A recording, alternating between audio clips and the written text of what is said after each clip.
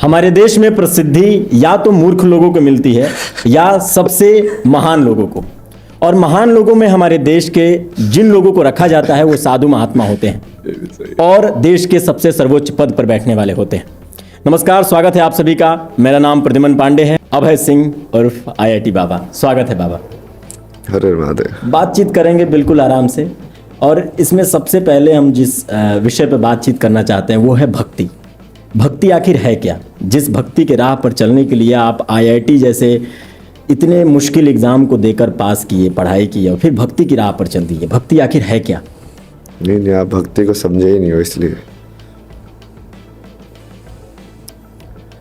सदगुरु बताते ना, भक्ति मतलब डिवोशन। जैसे किसी को बोलते ही is completely devoted to his job, तो वो जॉब की भक्ति कर रहा है ना। Complete devotion towards one thing, उसको बोलते हैं भक्ति। तो हम किसी भी चीज़ की तरफ कर सकते हो एक्चुअली में। जैसे लोग वही तो बोलते हैं ना, मोदी भक्त है, तो मतलब क्या है? मोदी की भक्ति करे मतलब क्या है? क्या है? डिवोशन है ना, like complete devoted to that single person. कहीं ना कहीं उस टेंडेंसी को इंडिकेट किया जा रहा है। बिल्कुल हो गया, ही भक्ति का जवाब तो दे दिया मैंने। इसी और वो जो एक चीज के पीछे आप जा रहे हैं वो चीज क्या है? क्या शिव है? उस आत्मा की मोक्ष प्राप्ति है? क्या है? पीछे जाओगे तो फंसोगे। किसी चीज के पीछे नहीं जाना है, होना है। इसका मतलब खुद को आगे रख दे। धर्म किसको बोलते हैं ना, जैसे पत्थर का, जैसे एक पूरी कहानी सुनोगे ना, जैसे बिच्छू वाला, एक साधु और बिच्छू वाली, कि उसको काटता है। वो बोलता है कि तू पागल है क्या, वो काट रहा है तेरे को बार बार उससे पानी से क्यों निकाल रहा है? बोला कि उसका धर्म है काटना, मेरा धर्म है बचाना। बिल्कुल समझे? तो धर्म का आप व्याख्या को जब ऐसे समझोगे, जैसे पेड़ जो है वो कार्बन डाइऑक्साइड लेके जैसे ऑक्सीजन दे रहा है, तो कहीं ना कहीं वो उसका धर्म है कि वो ऐसे ही जीवन जिएगा। पक्षी का अपना धर्म है, पक्षी होने का धर्म। सूर्य का अपना सूर्य होने का धर्म है। जैसे रामायण में जब राम वो समुद्र से पूछते हैं, तो समुद्र जब प्रकट होते हैं क्या जवाब देते हैं? वही जवाब देते हैं ना, यार मैं तो समुद्र हूँ, मेरा तो धर्म ही है कि मैं बीच में ऐसे लटक के बैठा रहूँ, सेपरेशन क्रिएट करूँ, नहीं तो मुझे समुद्र कौन बोलेगा, तालाब बोलेंगे। बिल्कुल है ना। उसकी आइडेंटिटी उस धर्म को निभाने में है। तो वो चीज़ जब समझ में आती है ना, वो फिर तुम हो जाते हो चीज़ कि जो जैसे तुम हो वैसे ही हो जाओ। कुछ बनना नहीं है आगे, वो अपने आप जैसे जैसे जाता जाएगा टाइम, वो अपने आप ही तुमको लेके चली जाएगी चीज़ जहाँ तुम नेचुरली है tendency. Just go with the flow. Go with the flow, exactly. अच्छा बाबा, इसमें एक भक्ति की जब बात आती है तो एक ढोंग शब्द जो है बहुत ज़्यादा चर्चित हो जाता है। तो ढोंग को क्या परिभाषित कर सकते हैं कि ढोंग आखिर है क्या? ढोंग तो झूठ बोलना ना। झूठ बोलना मतलब कि तुम्हारे मेंटल CPU के मेमोरी के हिसाब से एक जवाब मिल रहा है, पर तुम्हारे मुंह से अलग जवाब मिल रहा है। वही ढोंग है ना। झूठ बोलना ही तो ढोंग बोलते हो ना। झूठ बोलना ढोंग है। झूठ किसी भी प्रकार का हो सकता है। झूठ का मतलब वही है ना कि तुम्हारा मेंटल वर्ल्ड अलग हो गया, फिजिकल वर्ल्ड अलग हो गया। अलग अलग कर दिया ना तुमने उसको, तो वो तुम करोगे तो तुम्हारा ही नुकसान है। वो ये इंसान करता है अहंकार के अंदर, इस संसार में फ़ायदा उठाने के लिए, शॉर्टकट्स मारने के लिए। और जितना ज़्यादा वो करता है उतना ही ज़्यादा उसका लाइक प्रॉपर मेंटल हेल्थ भी ख़राब होगी, उसके घर में कलर जलोगे, आगे जन्मों में उसका वो सब भी ख़राब होगा। तो मैं तो अपना सीधा सीधा रहता हूँ, सत्यम शिवम सुंदरम। सत्यम शिवम सुंदरम के मार्ग पर चल रहे हैं। ढोंग वोंग करने के बजाय तुम जैसे हो वैसे हो जाओ, वैसे ही हैं। हो सकता है एक दिन ये भी ना हो। जैसे लोग मेरे से पूछते हैं ना कि आप ये कर दो, ये छोड़ दो, मैं छूट जाएगा यार एक दिन। क्या छोड़ने के लिए कहते हैं? ये सब सिगरेट विगरेट ये सब, वो खांसी का भी देखते ना, बाकी सब तो सही है, आप किया सारी चीज़ों को पॉइंट को सपोर्ट करते हैं कि हाँ ये बिल्कुल सही है, बस वो थोड़ा स्मोकिंग कम कर देना तो सही है, तो ठीक है। वो चीज़ जितना कर्म होगा उसको तो चल नहीं देना पड़ेगा, नहीं तो वो फिर तुम बीच में उसको रोकोगे तो वो वैसे रह जाएगा, वो आगे किसी जन्म में करना पड़ेगा। लेकिन ये भी तो देखा गया है कि भक्ति का अगर बात हो रहा हो और साधु महात्मा का बात हो रहा हो तो नशा बहुत ज़रूरी हो जाता है। नहीं, ये आप ऐसा कितना कुछ नहीं। मानते हैं? भक्ति में बहुत ज़्यादा नशा है, भोजन का? भक्ति के अंदर। अच्छा, कैसे?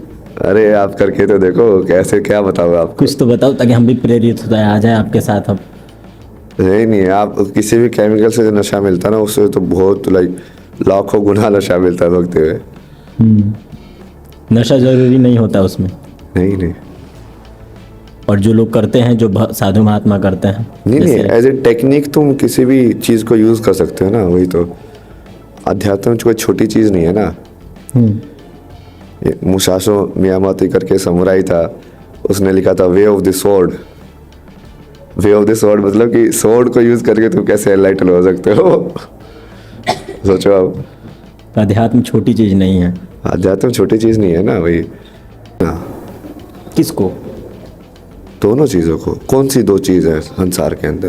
कितनी चीज़ें हैं बताओ ना। बहुत सारी चीज़ें हैं।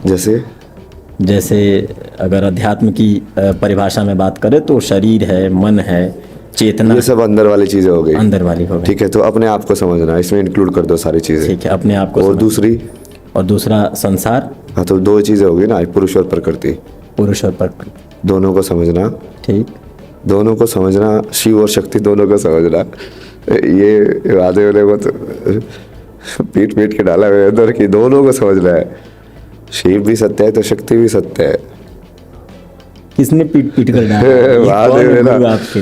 अरे मैं भूल जाता था बीच बीच में ना ये सब चीज़ें, क्योंकि वो महादेव के प्रति मेरा इतना ज़्यादा वो है ना कि मैं सिर्फ उनको याद रखता था लास्ट में। हाँ। बहुत बार जैसे मैं मंत्र को ही बदलने की कोशिश की, जैसे मैं शिव बोलता ना ऐसे शिव, वो फिर वो लाइक वो सही होता है मेरे लिए। फिर वो चेंज करने की कोशिश की, लाइक शिव शक्ति हुआ ही नहीं, वो नेचुरली आया ही नहीं वो। तो फिर वो बोलते हैं बाबा, लेकिन क्योंकि यदि आप इस सत्य को सत्य नहीं बोलोगे तो हम क्या कर रहे हैं अभी? क्या नाटक कर रहे हैं क्या? मतलब क्या हम सीरियस नहीं है? बिल्कुल सीरियस है ना। बिल्कुल है। तो हम क्या शक्ति के सत्य को, माया के सत्य को सत्य नहीं मानना पड़ेगा? मानना पड़ेगा, बिल्कुल। हम बात शून्य की सत्य की कर रहे हैं, बट कहाँ पे बैठ के कर रहे हैं? शक्ति के सत्य पे बैठ के कर रहे हैं। तो दोनों को सत्य मानना पड़ेगा। ऐसे भी देखना पड़ेगा कि सिर्फ चेतना है जो सत्य है, जो बिल्कुल विटनेस है, और उसके अराउंड विषय हो रहे हैं। मतलब कि चेतना से संसार बना है, और लाइक चेतना ने शक्ति के साथ इंटरेक्ट करके, एनर्जी के साथ इंटरेक्ट करके सारी फॉर्म्स क्रिएट की, कॉन्शियसनेस प्लस एनर्जी। उसमें पहले ये सकता है कि कॉन्शियसनेस सेंटर है, वो लेके समझोगे तो ऊपर से समझोगे शिव से। यदि शक्ति सेंटर है वो लेके समझोगे तो नीचे से समझोगे, जो साइंस समझने की कोशिश कर रही है कि वो सोचते हैं कि शक्ति ने ही अपने आप में किसी न किसी तरीके से कॉन्शियसनेस को डेवलप किया है। अब वो थ्योरी भी होल्ड कर सकती है। जैसे हम बोल सकते हैं कॉन्शियसनेस ने एक एनर्जी को डेवलप किया, हम जैसा सोचते हैं वैसा ढाल सकते हैं, तो वो उस एंगल से समझना है। आप ये मानते हैं कि इस संसार को बनाने के लिए वो फेमिनिन एनर्जी जो है वही एकमात्र एनर्जी है, और उसी एनर्जी के द्वारा हम सब क्रिएटेड हैं। पृथ्वी क्रिएट उसी एनर्जी के द्वारा की गई है। एनर्जी ही फेमिनिन से बताते ना हम तो। एनर्जी का शब्द तो शक्ति है। शक्ति है और वो शक्ति शिव से जुड़ी है। हाँ, उसको आप बहुत अलग अलग तरीके से देख सकते हो। जैसे साइंटिफिक तरीकों से देखो उसको एनर्जी बोलोगे, है ना। पुराण के हिसाब से देखोगे तो उसका आदि शक्ति उसका पुराण पूरा है उनका है कि हाँ कैसे कैसे सृष्टि लाइक शक्ति के हिसाब से है। अच्छा, चलिए थोड़ा बहुत तो मुझे समझ में आ रहा है, क्योंकि मैं फिर वो वैसे देखोगे तो आप जो शिव पुराण में जैसे वो जो पार्वती है वो शक्ति का स्वरूप है, शिव है। फिर वो वैसे कहानी की फॉर्म में भी देख सकते हो आप पूरा। बहुत अलग अलग तरीके है ना, उसका एब्स्ट्रैक्ट में भी समझ सकते हो, कॉन्सेप्ट वाइज भी कि शिव शून्य होना है और शक्ति लाइक उसकी शून्य को का जो विषय है है ना। फिर वो पर्सन फॉर्म में भी है, अपने महादेव कैसे दिखते हैं, माँ कैसे दिखती है, वो उनकी भी पूरी कहानी। और उसको, उन कहानी को आप एब्स्ट्रैक्ट में भी समझ सकते हो। जैसे कि भस्मासुर आया, अब भस्मासुर क्या है, उसका एनर्जी में भी समझ सकते हो कि कौन सी टेंडेंसी तुम्हारे अंदर उत्पन्न हुई। जैसे पुराने बोलते ना कि कामदेव आए तपस्या भंग करने के लिए, या सिंह के अंदर जैसे ही वो कामदेव ने वो पूरा इच्छा जगाई, वैसे शिव ने त्रिनेत्र खोल के उसका भस्म कर दिया। हाँ। तो वो जैसे एक्सप्लेन्ड है, वो कैसे हो रहा है, किस अलग अलग लेवल पे वो कैसे फील होगा, उसका यही तो है ना मेन काम, वो ज्ञान को पूरा कनेक्ट करना अलग अलग सारे लेवल्स पे। काफ़ी गहरी बातें हैं जो अध्यात्म के रास्ते पे चल के आपने जो सीखी है। थोड़ा अलग कहानी की तरफ हम बातचीत को मोड़ते हैं। आपकी बहन जो है आपको बहुत ज़्यादा प्रिय हैं और आप अपने बहन के लाडले भाई हैं। कौन सी बहन? कौन सी बहन? हाँ, अभी वो नए से आई थी तो मैं तो उनको ही बहन बनाया था। नहीं, आपकी अपनी बहन जिनके साथ आप कनाडा अपनी बहन बोलते ही आप मतलब इसका मतलब ये बोल रहे हो कि अभी तक हमने जो ज्ञान डिस्कस किया वो सब बकवास था, अब हम आ जाते हैं मतलब सांसारिक एजम्पशंस में, ये मेक बिलीव वाले काम में। वही अपनी बहन क्या होता है? अपनी बहन मतलब अपने ये मेरा की तो लड़ाई है सारी। मेरी माँ, मेरे पिताजी, मेरी कार, मेरी बीवी, मेरा पैसा, वही तो है सारा चीज। वही चीज आप पे डाल रहे हो, मतलब सही हो यार। चलिए, मैं नहीं पूछता उसके बारे में, छोड़ दीजिए। लेकिन अगर कुछ आप बताना चाहें उनके बारे में। नहीं, मैं वो सब चीज़ों से तो आगे बढ़ा ही नहीं होता, तो फिर मैं पहुंचता ही नहीं ना यहाँ पे। मैंने कितनी महीने बनाई बीच में यात्रा में भी। हाँ। सीधी रास्ते में आते थे, जैसे खाना वाना खा रहे हैं, फिर वो रास्ते में आते थे जैसे उस कभी कभी जैसे विष्णु के पूरा होता ना, तो मैं सारी जैसे वहाँ पे हिमालय में घूमता था तो वो वैसे ही दिखते थे मेरे को। मैं तो पार्वती है तो अपनी बहन है तो उसके हिसाब से सब है ना यार। आप उसको जैसे पुराने टाइम पे तो ये नहीं होता था, राम तो सबके अंदर माँ देखते थे, लक्ष्मण तो सीता को याद नहीं करती हैं? क्योंकि पिताजी तो याद करते हैं, सोशल मीडिया पे भी आ रहे हैं यार। याद के चंगुल से तो हम निकाल रहे लोगों को, योगस चित्तवर्ती निरोधय। अब वो उस सर्कल में अटके पड़े और आप उन लोगों को एम्पैथाइज करके उन लोगों को हीरो बना रहे हो। बेसिकली आप माया को हीरो बनाने की कोशिश कर रहे हो, उसके कहानी को रोमांटिसाइज करके, समझ रहे हो। लेकिन बाबा एक बात मैं आपको बता दूं कि अगर ज्ञान कहीं से निकल रहा हो तो उसके धरातल को, उसके जड़ को समझना बड़ा इम्पोर्टेंट हो जाता है। क्योंकि कहा गया है कि लोमड़ी के मुंह से अगर रामायण सुनेंगे तो कुत्ता मार के खाना भी उचित बात होती। नहीं, रामायण सुनने वाले के beauty lies in the eyes of the beholder. तो लोमड़ी के मुंह से भी रामायण सुनकर कोई एनलाइटन हो सकता है। मरा बोल के जब वाल्मीकि एनलाइटन हो सकते हैं तो वो फर्क नहीं पड़ता ना। वो तो तुम क्या सुन रहे हो उससे फर्क पड़ता है। सामने वाला हो सकता है कि आप सब लोग मेरे को यूज कर रहे हैं, बट मैं तो आपके अंदर महादेव देख रहा हूँ। मुझे क्या मतलब है, महादेव ने बोला करना है तो मैं कर रहा हूँ। कल को आप लोग मेरे को गालियाँ दो, कुछ भी दो, ठीक है, मेरे क्या फर्क पड़ता है। यही तो साधक की पहचान है। मतलब वो ठीक है, जैसा भी आप बोले। अच्छा बाबा, आप ईशा योग केंद्र में कुछ दिन तक रहे थे, 6 महीने तक, 9 महीने तक। 9 महीने तक। तो वहाँ का परिदृश्य कैसा था और वहाँ अनुभव कैसा था आपका? हेवन है ना यार वो तो। सतगुरु के बारे में क्या कहना चाहेंगे?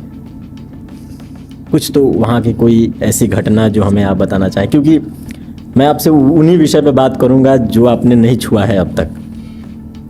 वो तो डिटेल में बात की बने कि उनका जो एलुमनाई था ना, साधना पौधे वाले, उनके साथ 1.5 घंटे का पूरा पॉडकास्ट किया, उसमें पूरा वही डिस्कस किया वहाँ की लाइफ कैसे कैसे होता था, क्या क्या किया तुमने,